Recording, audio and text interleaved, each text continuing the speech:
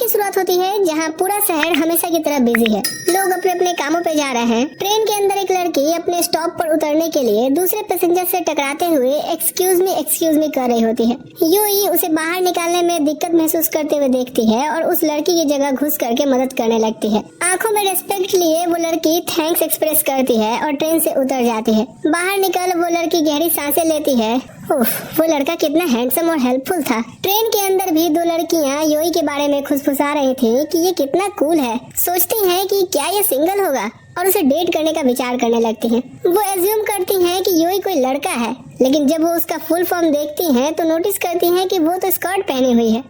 School के बाहर एक लड़की योई को प्रेजेंट देने की कोशिश कर रही होती है। काफी शर्माते और हिचकिचाते हुए योई से उसका गिफ्ट एक्सेप्ट करने को बोलती है। योई गिफ्ट ना लेने का सोचती है, लेकिन उसे ध्यान से देखने पर नोटिस करती है कि ये कितना उम्मीद दिखा रही है, तो आखिर में वो एक्सेप्ट कर लेती है। जिम लॉकर्स पर योई गिफ्ट ओपन करती है तो टॉवल निकलता है। उसकी फ्रेंड्स नोबेरा और कोटा उसे पकड़ लेती हैं कि योई ने एक और लड़की का प्रेजेंट एक्सेप्ट किया। उसकी फ्रेंड्स उसे टीज करती हैं क्योंकि वो अभी भी लड़कियों को चार्म करती है, जो वो मिडिल स्कूल से ही करती आ रही है। दोनों एज्यूम करती हैं कि शायद योई भी ये सब एंजॉय करती है, लेकिन रियलिटी में योई कोई अटेंशन एंजॉय नहीं करती। वो लंबी, पतली, लो टोन वॉइस वाली लड़की है और उसकी फीचर्स ने उसे स्कूल में प्रिंस का निकनेम दे दिया है। जब वो क्लास के लिए हॉल से गुजरती है, कई लड़कियां उसे बुलाती हैं, उसे प्रिंस कहती हैं। कोटा कहती है कि उनका एक्साइटमेंट जायज है क्योंकि योई उनके स्कूल के मोस्ट ऑफ द लड़कों से तो ज्यादा हैंडसम है। वो पिछले साल फील्ड डे पर योई का हीरोइक फीट याद करती हैं, जब उसने गिरने वाले एक लड़की की हेल्प की थी।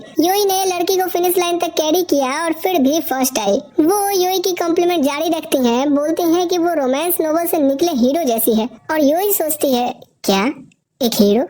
दो फीमेल स्टूडेंट्स कॉर्नर पर योई की बातें सुनने की कोशिश कर रही थी। योई नोटिस करती है और अकेले निकल जाती है। बिल्डिंग से निकलते वक्त जमीन पर उन्हीं लड़कियों का रुमाल गिरा देखती है तो वो उन्हें आवाज देती है और पर्सनली रुमाल उठा करके दे देती है। वो स्टूडेंट्स तो उसकी अपीयरेंस पर फिदा ही हो जाती हैं। अब अकेले में वो सोचती है कि लोग उसे एक लड़की की जगह हीरो या प्रिंस ज्यादा कंसिडर करते हैं। वो उन्हें ब्लेम नहीं करती क्योंकि अपनी लुक्स की वजह से ही ऐसे ट्रीट होना एक्सेप्ट कर चुकी है। अचानक वो हैरान हो जाती है जब कोहाकू ऊपर से जंप करके सीधा उसके सामने कूदता है। टाइम पर रिएक्ट ना कर पाने की वजह से योई ग्राउंड पर गिर जाती है। कोहाकू माफी मांगता है और पूछता है क्या वो ठीक है। कोहाकू उसे ध्यान से देख कहता है, तू कितना खूबसूरत है रे, फेयर लवली लगाता है क्या?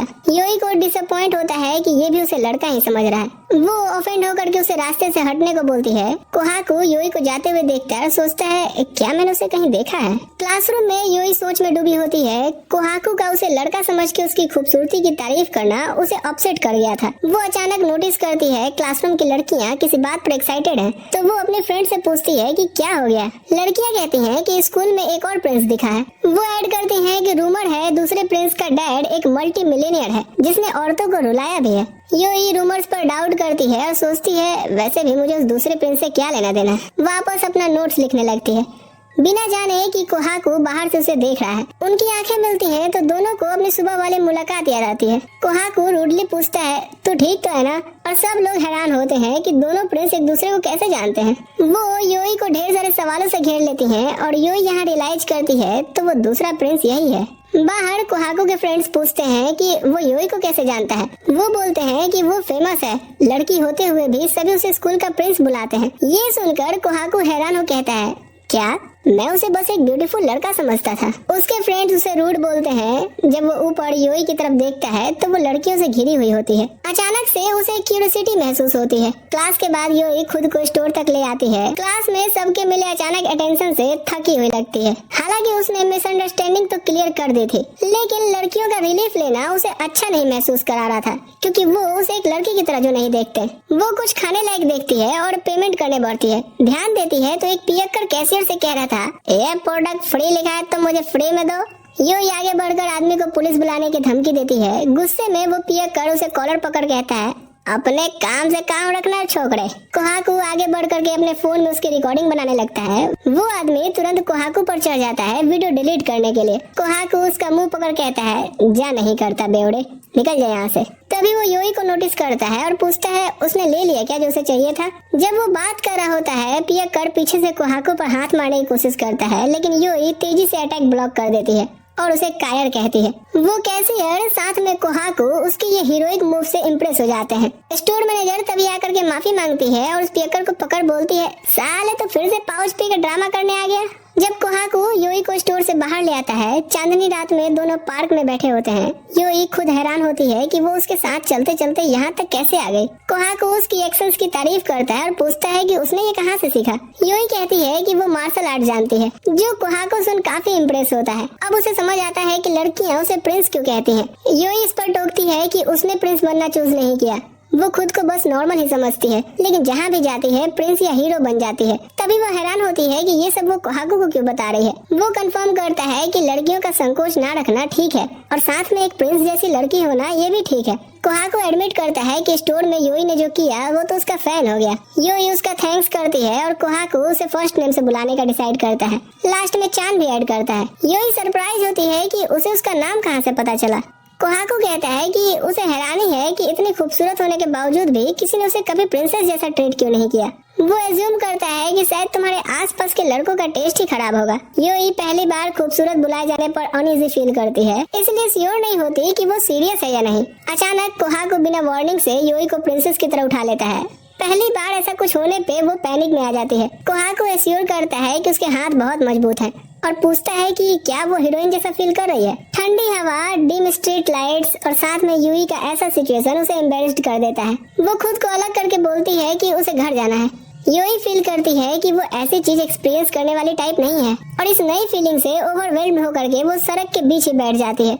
वो खुद को कन्विंस करती है कि वो ठीक है और सिर्फ सरप्राइज हुई थी। पार्क में वापस कोहाको भी उसे गोद में उठाने वाले फीलिंग को लेके अब थोड़ा सोचता है, लेकिन वो बस एक मोमेंट में डिसाइड कर लेता है कि वो मुझे पसंद है। अगले दिन योई स्कूल जाती है और सभी से एक ग्रेसफुल डिस्टेंस मेंटेन करती है, जबकि असल में पिछली रात के रिएक्शन पर एम्बेरेस्ड थी। जब वो सीढ़ियाँ चढ़ रही होती है, कोहाको उसे देखकर किसी पुराने दोस्त की तरह आवाज देता है। पूछता है कि वो कल इतने अचानक क्यों चली गई थी और वो एम्बेरसमेंट छुपाने के लिए बोलती है कि उसे अर्जेंट काम था। योई पूछती है क्या उसके रेपुटेशन के हिसाब से उनका बात करना ठीक है। उसे लगता है स्कूल इस चीज को गलत समझ सकता है। कोहाको सीधा बोलता है कि उसे फर्क नहीं पड़ता, स्कूल जो चाहे अज्यूम करे। फिर वो धीरे से उतर उसके पास आता है ये कहने के लिए कि वो उसमें इंटरेस्टेड हुआ है। योई इसे प्रैंक समझकर पूछती है क्या कोई छुपा है या सीक्रेटली कोई रील बन रही है। कोहाको एश्योर करता है कि ऐसा कुछ भी नहीं है और उसे एक्सप्लेन करने में मुश्किल होती है क्योंकि उसे लगता है कि ये एग्जैक्टली प्यार नहीं है। अचानक उसे आइडिया आता है और वो बोलता है कि ऐसा समझो मैं तुम्हें हमेशा देखते रहना चाहता हूँ। फीलिंग को ऐसे डिस्क्राइब करता है जैसे वो रोज कोई काम करे और वो बस उसे देखता रहे। यूं ही बोलती है कि ऐसे तो स्टॉकर करते हैं ना। कोहाको कहता है पर स्टॉकर अपनी विक्टिम्स को एडमिट नहीं करता कि वो उसे पसंद करता है और वो तो अपने इंटेंशंस क्लियर बता रहा है। फिर योई से लंच को पूछता है, वो सीधा मना कर देती है और उसे सस्पिशियस नजर से देखती है। क्लास की तरफ चलते हुए योई सोचती है लोग उसे कैसे ट्रीट करते थे। उसका एक्सपीरियंस लिमिटेड रहा है, लोग उसे हैंडसम बोलते हैं, क्यूट नहीं, और लड़के वो तो उसे कूल प्रिंस बुलाते हैं, इसीलिए किसी का रोमांटिक इंटरेस्ट नहीं हुआ उसमें। क्लासरूम में वो कोहाको की फीलिंग्स के बारे में सोचती रहती है, पर आसपास की लड़कियों को लगता है कि वो परेशान बैठी हुई भी कितनी चार्मिंग लग रही है। उसे यकीन नहीं होता प्रिंस कहा जाने वाला लड़का उसमें इंटरेस्ट ले रहा है। वो बेट करती है कि कोहाको ये सब बातें दूसरी लड़कियों से भी कहता होगा। तभी उसकी फ्रेंड्स उसे लंच के लिए पूछकर उसकी सोच तोड़ देती हैं। वो जब बात करते हुए रिलैक्स होने लगती है तभी कोहाको उसके क्लासरूम में आकर पूछता है क्या वो फ्री है।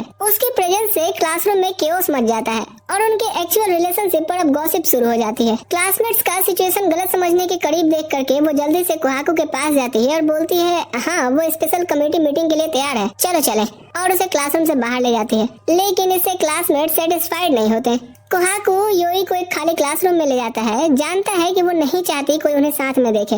ये जान करके कि वो बस उसके साथ लंच करना चाहता है, वो उसकी रिक्वेस्ट मान लेती है, लेकिन डिसाइड करती है कि जल्दी फिनिश करेगी ताकि अपने क्लासरूम वापस जा सके। वो अपना लंच बॉक्स टेबल पर खोलती है और खाने की तैयारी करती है, लेकिन कोहाको सिर्फ विंडो के पास जूस सिप लेते हुए उसे देख रहा होता है। वो उसे बैठने को बोलती है, लेकिन हैरान होती है जब वो सीधा उसके सामने आके बैठ जाता है। इनिशियल शॉक के बाद भी उसे रियलाइज होता है कि ये मेरे कंफर्टेबल होने का वेट कर रहा था। वो उसे थोड़ी देर और ऑब्जर्व करती है और नोटिस करती है कि उसकी लंबी उंगलियां और चेहरा पास से कितना अच्छा दिखता है। वो अभी के लिए थॉट साइड में रखती है और कड़ी राइस पे डालती है। कोहाको कहता है कि उसका लंच कितना वेल प्रिपेयर्ड लग रहा है और योई बताती है कि उसकी फैमिली का कड़ी रेस्टोरेंट है। कोहाको कहता है कि वो कभी किसी कड़ी रेस्टोरेंट वाले से नहीं मिला। योई एडमिट करती है कि वो भी ओपनली नहीं बताती क्योंकि उसे डर है कि कोई और निकनेम मिल जाएगा। कोहाको कहता है जैसे, और प्रॉमिस करता है कि नहीं हंसेगा।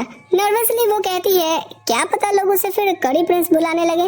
वो ना हंसने की पूरी कोशिश करता है लेकिन ज्यादा देर तक रोक नहीं पाता और हंस पड़ता है। वो उसे प्रॉमिस तोड़ने पर डांटती है लेकिन कोहाकू बोलता है कि उसे कड़ी रेस्टोरेंट वाली बात पसंद है। यूई कंफ्यूज हो जाती है तो कोहाकू एक्सप्लेन करता है कि उसका उतना सेल्फ कॉन्शियस होना भी अच्छा है और उसके बारे में सब कुछ अच्छा है। यूई स्ट्रिक्टली कहती है कि उसे ऐसे घूरना बंद करे क्योंकि उसे नहीं पता कि कैसे रिस्पॉन्ड करते हैं। शौक में वो बोलता है कि ये बढ़िया है।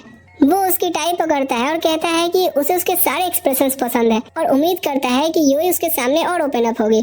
यूई शॉक्ड होती है क्योंकि पहली बार कोई लड़का उसे हिट कर रहा है। केंतारो बाहर से कोहाकू को बुलाता है। वो डोर खोलता है और कोहाकू को देखता है। वहीं यूई पर्दे के पीछे छुपी होती है। यूई इसके आने के लिए थैंकफुल होती है क्योंकि उसे लग रहा था कि वो इसके फ्लर्टिंग से कहीं एक्सप्लोड ना हो जाए। जब कोहाकू पूछता है क्या बात है, केंतारो उसके क्यूट सीनियर के बारे में पूछता है जिसके साथ वो हैंग आउट करने वाला था। कोहाकू यहाँ कुछ नहीं बोलता। ये सुनकर के यूई को कोहाकू एक प्ले बॉय की तरह ध्यान में आता है जिससे वो होश में आ जाती है। वो पर्दे के पीछे से निकलती है जिससे केंतारो सरप्राइज हो जाता है कि दोनों प्रिंस एक